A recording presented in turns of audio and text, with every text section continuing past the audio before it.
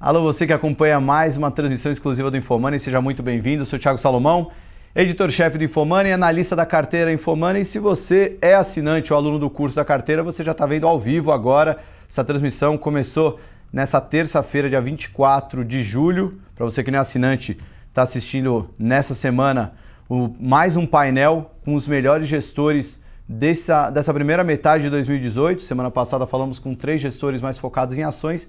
E agora a gente traz aqui 3 gestores de fundos multimercados que se destacaram na plataforma da XP Investimentos. Então, bom, do meu lado mais próximo de mim está o Gustavo Daibert da Bahia Asset, o Bahia Maraú Advisory. Teve uma performance bem positiva, 7,11% nesses primeiros 6 meses do ano. Ao lado dele está o Daniel Vairo da Pacífico, o Pacífico Macro também teve uma performance positiva nesses primeiros 6 meses. E mais distante de mim, o Alexandre Silvério da AZQuest. A ideia desse papo é trocar ideias sobre o que a gente pode esperar desse segundo semestre, principalmente como esses gestores estão posicionados, eles que se destacaram positivamente nesse primeiro semestre. A gente quer saber deles o que eles estão esperando para esse segundo semestre, além de temas óbvios como eleições. Estamos vivendo aí um momento de alguns capítulos de guerra comercial, que não sei o quanto vai sair do papel ou não, mas também tem o inevitável aperto monetário na economia norte-americana e o quanto isso pode impactar nós, meros emergentes. Bom, pessoal, primeiramente, muito obrigado pela presença de vocês 3 aqui. O pessoal que está acompanhando ao vivo está chegando ainda. Então, nesses primeiros minutos, queria que vocês explicassem rapidamente, 1 minuto, ou 2, ou 3, como vocês preferirem, o que explica a performance positiva que vocês tiveram nos últimos 6, 12 meses, né? Eu acho que 6 meses é até uma janela relativamente curta. Começando pelo Gustavo, que o fundo rendeu 7,11% entre janeiro e junho. Bom dia, Thiago, tudo bem? Primeiro, agradecer o convite, né? Isso, um prazer. Antes de tudo. O Maraú, nesse ano, no primeiro ano, os ganhos principais vieram das estratégias de juros e bolsa, tá? Então, em juros, nós tivemos ganhos nos mercados internacionais, tanto tomado em juro americano quanto periferia europeia, além de juro Brasil. Acho que o Maraú, ao longo de 2017, a principal estratégia das carteiras foi em juro Brasil, apostando na queda de juros, né? O Marcelo Mendes e a equipe de renda fixa, juntamente com a nossa equipe macro, acho que fez um trabalho excelente ao longo do ano passado. No início desse ano, eles tiveram um timing muito bom de redução das carteiras, das estratégias. Eu acho que o que explica, talvez, a maior parte do ganho, nosso maior acerto tenha sido acertar timing das coisas, tanto em bolsa quanto em juros. Acho que eles tiveram um timing ideal. No ano passado, a gente teve, ao longo do ano todo, uma convicção grande de inflação abaixo do que o mercado estava falando. O mercado inteiro estava com inflação baixa, nossas projeções eram abaixo do mercado. E com isso nos trouxe convicção de montar posições relevantes no fundo. As posições foram sendo diminuídas e nós zeramos em meados do primeiro semestre. Eu acho que foi fenomenal. E a parte de bolsa, nós também viemos com posições compradas ao longo do ano passado. Ao longo desse ano, iniciando em março também, já vendo o cenário eleitoral se complicando um pouco e o cenário externo ficando um pouco mais negativo, discussões dos Estados Unidos, como você disse, política monetária e também guerra comercial. A gente veio avisando os clientes em relação a essa redução de risco. A nossa principal posição ao longo dos últimos meses em bolsa foi a Petrobras. A gente tinha um cenário muito positivo para o petróleo e que acabou se concretizando. A gente veio comprado em Petrobras como maior posição do fundo desde abaixo de $50 no petróleo. Em meados de maio, com o petróleo já próximo de 80, a gente resolveu reduzir a posição de Petrobras, também com um movimento um pouco inexplicável, né? Eu acho que antes da greve dos caminhoneiros, a Petrobras, no mês, teve assim, uma sequência de uma semana que a Petrobras subiu 18%, sabe?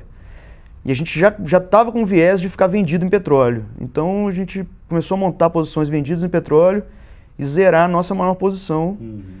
E veio de brinde a greve dos caminhoneiros, né? Obviamente eu não consegui prever aquilo, mas veio de brinde. Assim que entrou a greve dos caminhoneiros e a confusão com Pedro Parente, interferência do governo, isso tirou 2 pernas do case da Petrobras e a gente acabou entrando short, né, no papel, né?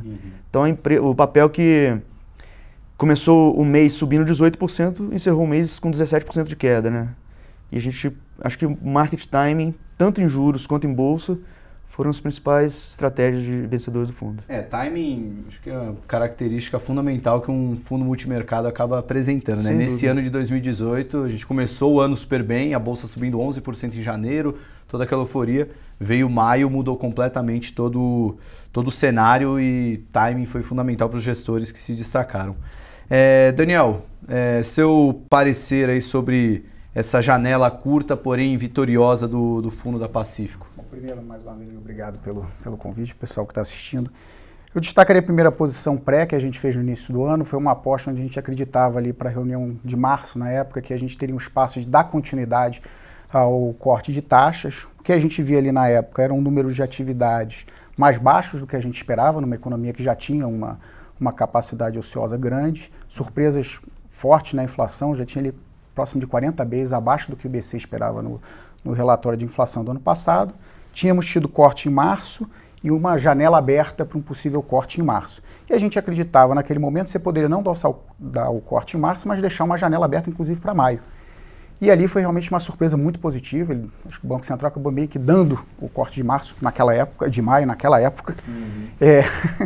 E ali depois desse evento nós diminuímos bem a nossa posição. Foi um momento onde nós aumentamos bem a posição pré, fizemos via opções uma posição grande, diminuímos boa parte da nossa posição pré, que eu acho que acabou ajudando até a navegar em maio depois a turbulência, porque ali você ficou num debate de política monetária se você ia ter cortes em junho ou não. Então, para nós ali não parecia ser já um bom risco-retorno.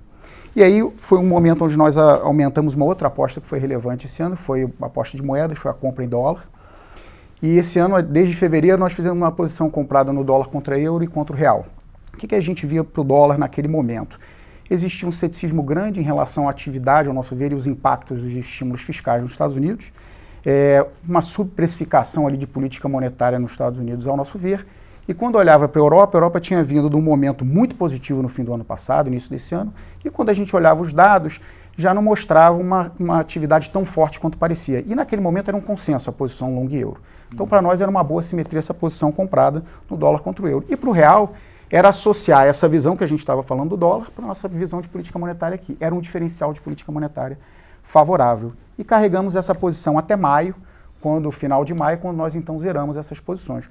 Do lado do dólar contra o euro, nos parecia já boa parte do que a gente imaginava precificado, já tinha tido uma revisão de política monetária nos Estados Unidos, a ideia de que os Estados Unidos ia crescer bem já estava bem disseminada, os impactos fiscais, e na Europa você já começava a ter dados de atividade um pouco melhores, os riscos políticos já tinham se dissipado um pouco. E aqui no Brasil, a gente também zerou a nossa posição de real contra o dólar, foi justamente o evento da greve dos caminhoneiros, e ali para nós existia um certo exagero, tanto na visão do que seria o impacto macro, quanto até de política na época. O macro porque, ao nosso ver, você teria um impacto na inflação que seria temporário. Quando a gente olhava os núcleos mais ligados à política monetária, a gente via um espaço muito tranquilo na inflação, uma capacidade ociosa grande. Chegou a se debater na época possíveis choques de juros, a gente achava isso bem fora do que seria o provável. E do lado político foi um momento onde se antecipou muito do debate político. Né? Criou um clima um pouco populista ali na época. Então, boa parte do ano, o debate político tinha ficado um pouco na linha de, olha, as coisas vão correr bem, muito provavelmente vai cair tudo no colo do candidato de centro. Foi para um outro extremo, aonde, olha, o Brasil é ingovernável, é irreformável, a gente não vai conseguir implementar nada. Nenhum candidato de centro conseguirá fazer reformas. E aquilo parecia um pouco de exagero. Então, nós zeramos ali a nossa posição vendida em real e até iniciamos ali uma posição comprada em bolsa. Olhando também em termos de valuations, parecia que era um momento apropriado. A gente fez uma posição, desde lá a gente já faz posições menores, no fundo a gente tem trabalhado com posições menores, mas com um viés um pouco mais positivo. A gente não estava ali entrando num debate de quem vai ganhar a eleição, mas a gente entendia que você tinha ido com uma percepção um pouco para o outro lado. Acho que no final do ano passado, quando a gente esteve aqui, a gente destacou alguns pontos que a gente estava vendo como importantes para a eleição. Não só a questão de probabilidade de cada um dos candidatos, mas um pouco de payoff do que pode ser cada um desses candidatos em relação a discursos, em relação a eventos que poderiam ditar um pouco a dinâmica da eleição. E a gente entendia que você teria eventos que acabaram acontecendo, que foram as questões das coligações, que poderiam até gerar algum momento positivo para o candidato de centro. E naquele momento a gente achou que o pessimismo tinha ido muito para o outro lado. Então foram, nesse primeiro semestre, os principais movimentos que nós fizemos no Pacífico Macro. É bem legal toda essa percepção, porque acho que para muita gente que está acompanhando, né, acho que a maioria tem carteira de ações, mas também tem alguns fundos na carteira. Acho que é o grande diferencial de você terceirizar a gestão, né? Para o investidor pessoa física, nem sempre é tão fácil perceber quando uma distorção de preço, uma simples assimetria, ou é uma oportunidade para você zerar ou até virar a mão, né? Vocês têm uma velocidade muito mais aguçada mesmo de perceber esse timing de mercado. Silvério, explica pra gente essa performance positiva da ZQuest nesse primeiro semestre do ano. Eu acho que o grande segredo desse primeiro semestre, no nosso caso, foi um grande equilíbrio de atribuições de performance entre várias estratégias. A gente vem investindo ao longo dos últimos anos bastante em aumentar a nossa equipe, aumentar a nossa capacidade de gerar alfa em várias estratégias e, assim como a grande maioria dos gestores, tanto em 2016 quanto em 2017, a nossa performance dos fundos macro vieram bastante do mercado de juros locais, a gente sentiu a necessidade de realmente, em 2018, passar a gerar tanto risco quanto performance em outros ativos. E quando eu olho o Performance Attribution do ZQuest Multimax em 2018, isso fica muito, muito claro. Então, a gente teve ganhos significativos no mercado de juros, principalmente no primeiro trimestre, ainda com essa percepção de que a inflação controlada, uma atividade ainda com possibilidade de aceleração, mas ainda com uma grande dúvida, a gente carregou uma posição tanto em juros nominais quanto em juros reais no meio da curva até o final de março. O que me chama a atenção também no nosso processo de investimento é a grande interseção de ideias entre as diversas estratégias da ZQuest hoje. E quando chegou em março, a gente claramente ficou muito incomodado com uma visão otimista que a gente tinha. A gente também gerou bastante resultado no primeiro TRI comprado em bolsa, e tanto numa posição direcional comprada, bem como também geramos resultados através de operações de valor relativo, né, long short, na estratégia de renda variável. Mas quando a gente chegou em março, já havia sinais, tanto no cenário externo quanto no cenário doméstico, você começou a ver alguma deterioração para mercados emergentes, né? Algumas desvalorizações de moedas, como na Turquia, como na Argentina, e o real começou naquele momento também a perder força e com uma valorização do dólar. E a gente começou a rever esse cenário mais otimista que a gente veio carregando em 2016, 2017, para um cenário talvez em que a assimetria, esse payoff que já foi dito aqui, passou a ser não tão favorável nos diversos mercados locais. E a gente passou também a assumir mais risco nos mercados externos. Então, uma fonte de resultado muito importante para o Multimax foi uma posição tomada em juros americanos também, tomada tanto na parte curta da curva, como também com uma expectativa no 10 anos. Isso a gente depois, ao longo do tempo, até foi encurtando. A gente hoje tem uma posição bem mais relevante tomada no no 2 anos do Treasury, bem como também comprada em bolsa nos Estados Unidos. Ou seja, nossa percepção do cenário externo é que a economia americana vai continuar se destacando em relação às demais, e isso vai se traduzir tanto numa possibilidade do Fed aumentar um pouco mais os juros do que o mercado está esperando nessa janela de 2 anos, bem como também um bom resultado, tanto do PIB quanto do lucro das companhias. Então, quando eu olho o Performance Attribution, eu vejo uma grande diversificação de resultados. Juros locais, numa boa parte do ano, bolsa tanto direcional e valor relativo, mercado externo através de juros americanos, e também fomos capazes de gerar resultado em moedas. A gente passou o primeiro trimestre principalmente, comprado em euro contra dólar, e foi uma posição também bastante favorável. A partir da greve, a partir daquela deterioração de maio, a gente foi capaz de reagir muito rápido a partir daquela percepção que talvez o nosso otimismo do primeiro trimestre estivesse muito exacerbado, e durante abril e maio os nossos fundos foram capazes de ter uma boa performance, principalmente através de alguns hedges que a gente construiu e também de uma diminuição de risco. Hoje a gente está trabalhando, e eu imagino que para o segundo semestre, sem querer entrar já no cenário prospectivo, a gente vai ter que ser bastante tático, isso que vocês colocaram, né, do market time, principalmente com o tamanho da incerteza eleitoral e com um risco levemente abaixo do que a média, porque o cenário vai requerer sempre essa análise do que está precificado, de quais são as assimetrias, e é isso que a gente viu a partir de maio e que eu acho que vai continuar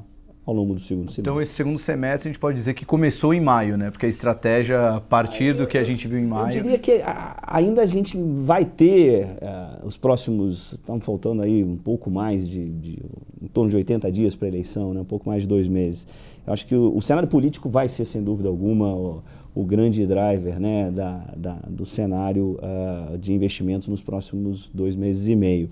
Claro, a gente vai ter que estar sempre olhando para o cenário externo, você citou a questão da guerra comercial, mas na minha opinião, maio foi sem dúvida alguma determinante para a percepção macro do que é uma redução de previsão de PIB, dessa questão da ociosidade, dessa função de reação até que o Banco Central teve, né? Acho que no início houve muito questionamento em relação a como a intervenção, tanto no câmbio e posteriormente no mercado de renda fixa, iria resultar numa maior calmaria do mercado. E nos últimos 30, 40 dias, eu acho que ficou muito claro que o Banco Central conseguiu, de alguma maneira, segurar o real de uma forma mais favorável. Acho que o cenário externo ajudou nesse sentido também, mas sem dúvida alguma as intervenções foram bem sucedidas. A gente viu um recuo significativo que eu acho que está associado ao cenário externo, está um pouco associado a essa questão também dessa coligação e desses movimentos mais favoráveis para um candidato mais de centro, mas sem dúvida alguma o Banco Central também teve um papel importante ao longo do tempo. Agora, eu acho que maio começou realmente a antecipar um pouco o cenário do segundo semestre, mas eu acho que a volatilidade que a gente vai enfrentar aí nos próximos 3 meses, 2 meses e meio para o primeiro turno e depois mais 3 semanas para o segundo turno, acho que vai ser bem grande. E nós, gestores, a gente vai ter que conviver. Acho que os bons fundos que têm bastante track record já têm uma larga experiência, inclusive em anos eleitorais, e eu tenho a sensação clara de que a busca por esses hedges, a busca por uma carteira equilibrada vai ser um grande segredo para o segundo semestre. Bom, então já para entrar no tema segundo semestre, acho que tem muita coisa que a gente poderia abordar aqui, mas acho que para tornar até a conversa mais prática, a gente pode fazer o inverso.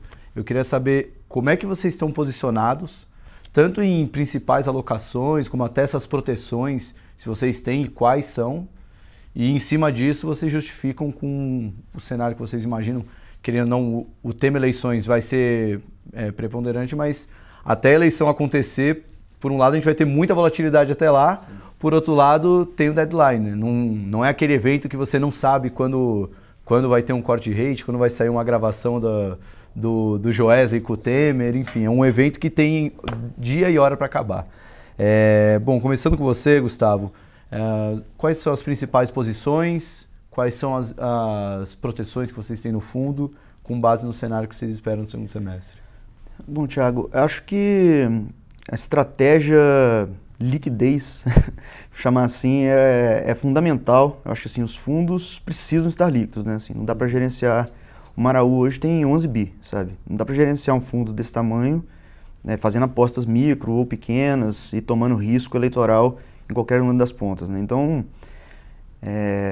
para a gente é fundamental poder mudar de ideia o tempo todo, principalmente num cenário desse. Eu não vou ousar dizer quem vai ganhar a eleição agora, mas vou tentar me preparar para proteger o dinheiro do cliente dia após dia. E aproveitar oportunidades de ganhar dinheiro também, né? Então, é lógico que eu vou deixar a gente tem uma equipe grande lá, o Asset hoje tem 80 pessoas, tem 37 pessoas no front, então divididos em renda fixa e renda variável. A mesa de bolsa hoje tem 16 pessoas, as demais na renda variável, na renda fixa, desculpa. É lógico que a minha equipe micro vai estar olhando as empresas, a gente vai continuar gerando ideia de bolsa, continuar gerando micro ideias, mas a gente não pode errar o tema, sabe?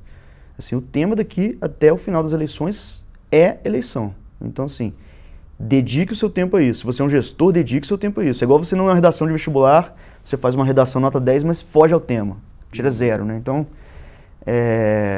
claramente hoje você precisa focar o seu tempo, dedicar a sua equipe macro, dedicar o tempo da gestão em discutir o cenário eleitoral, que é muito complicado, né? A gente tem hoje um cenário em que os dois principais candidatos nas pesquisas, Bolsonaro e Marina, são também os dois com menos tempo de televisão para frente, menos suporte eleitoral. Então, na semana passada a gente viu um crescimento da candidatura Alckmin por alianças. Isso não é só tempo de televisão, eu acho que uma coligação que tenha 45% do tempo de televisão é extremamente forte, independente do candidato. Mas não é só isso, assim, tem palanque, sabe?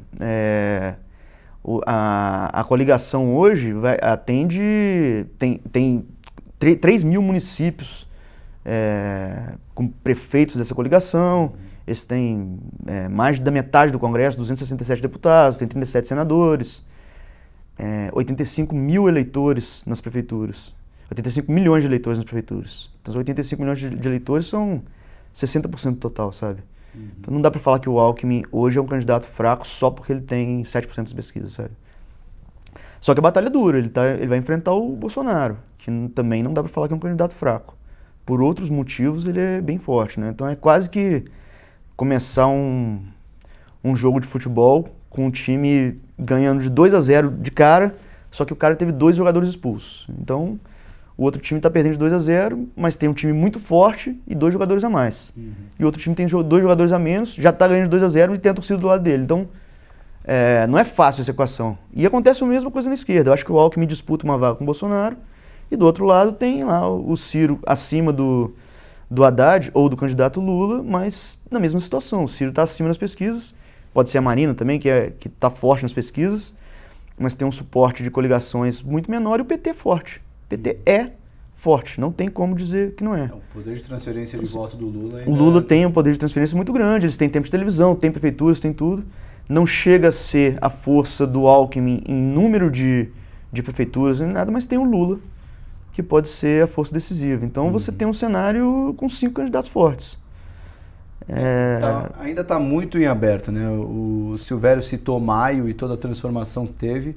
E naquela época passava a impressão de que se tivesse uma eleição naquele momento, o Bolsonaro ganhava no primeiro turno. E hoje, com toda essa sinalização do centrão indo em direção ao Alckmin, só que aí hoje de manhã já acorda com a notícia que o vice, que já seria indicado... Tiago, vai ser dia a dia. Dia a dia, dia após dia. Não dá pra... Assim, eu não tenho coragem de chegar aqui e falar uma posição pra você e garantir que amanhã eu vou ter a mesma. O gestor de multimercado tem que fazer isso, sabe? Assim, a vantagem que nós temos hoje em relação ao investidor pessoa física é velocidade.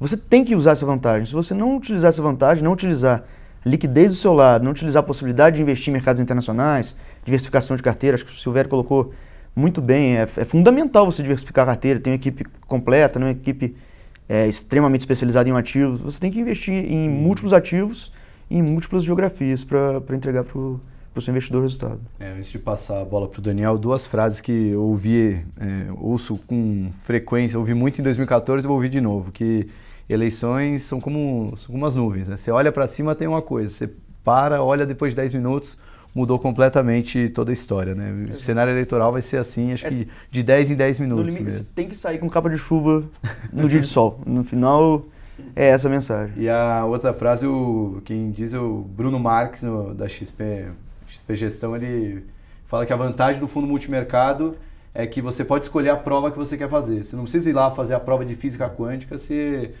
tem uma provinha de matemática ali mais fácil. Eu concordo em parte, porque se todos os seus competidores fizerem a prova de física quântica e forem bem, você vai ser o último na concorrência. Sim, mas então assim, você não vai perder dinheiro para o seu cliente, mas você não vai ser chamado para uma entrevista dessa. Também tem isso, né? Mas o fato é que pelo menos você não precisa necessariamente ficar posicionado em bolsa ou posicionado em juros. Você tem essa flexibilidade que a tutela do multimercado te permite. Concordo.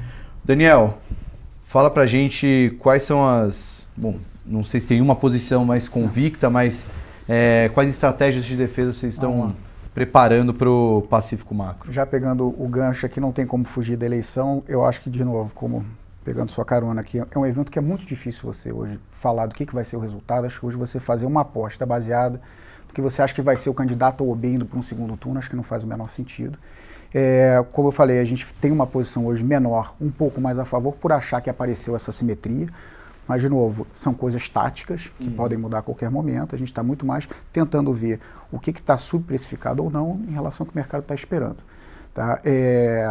Na margem, fizemos coisas mais a favor, usando opções, que é, de certa forma, essa posição que a gente tem hoje em bolsa é via opções, que é uma proteção.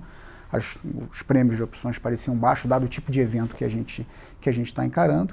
Acho que na margem ainda existe uma visão ainda negativa a dinâmica do que seria um candidato de centro, né? Assim, e a gente vê essa questão das coligações, como ele falou, sendo importante.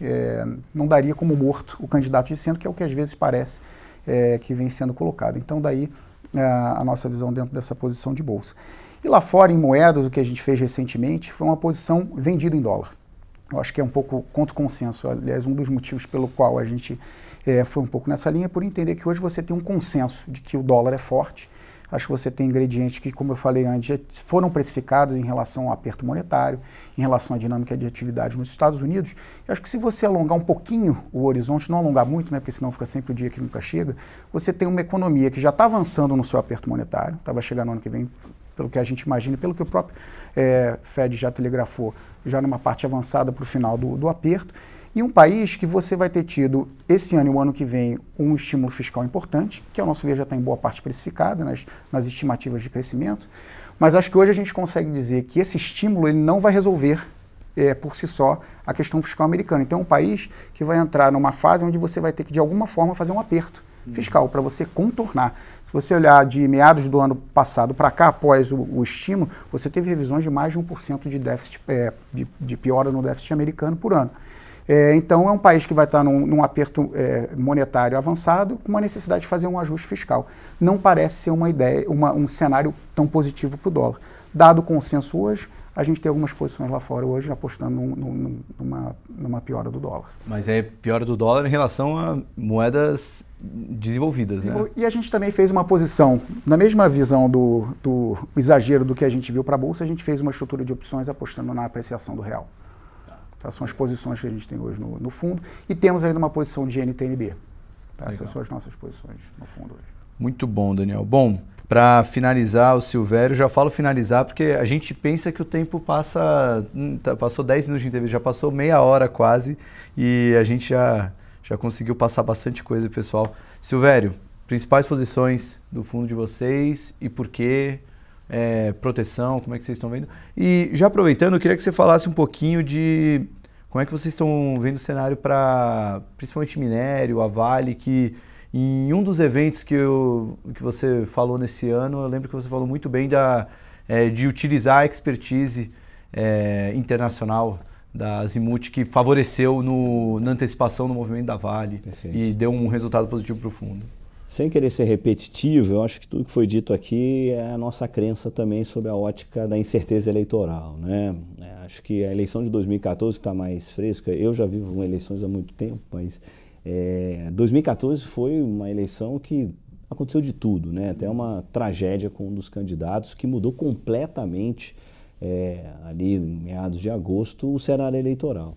É claro que a gente não espera nada parecido, mas é só para dar um exemplo dessas nuvens que mudam e, como foi dito aqui, essa necessidade de ser tático. O trabalho do gestor, na minha visão, assim, é saber aproveitar os momentos, né?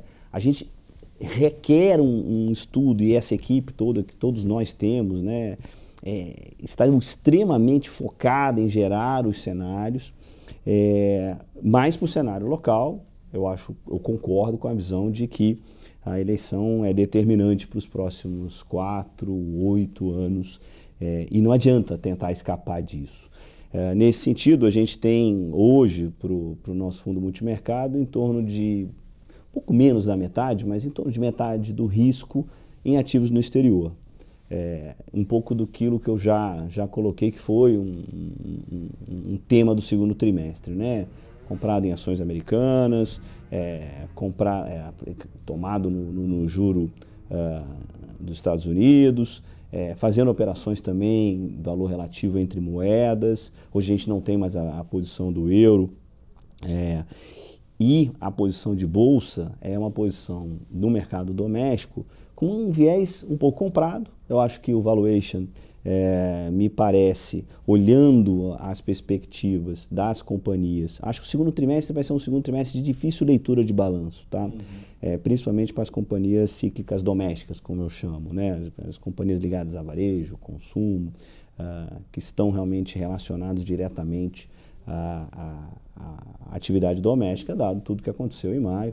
A despeito do fato de eu achar que os dados antecedentes de junho estão na margem um pouco melhores do que imaginado. Mas é óbvio que vai ser uma temporada de balanços para as companhias brasileiras muito contaminada. Então não adianta também achar que o resultado do segundo trimestre de companhias como Magazine Luiza, que foi citado no painel da semana passada por alguns gestores, um papel inclusive que a gente tem nos nossos fundos de ações, a gente gosta bastante, ou de uma Pão de Açúcar, ou de uma Renner, não vai estar contaminado.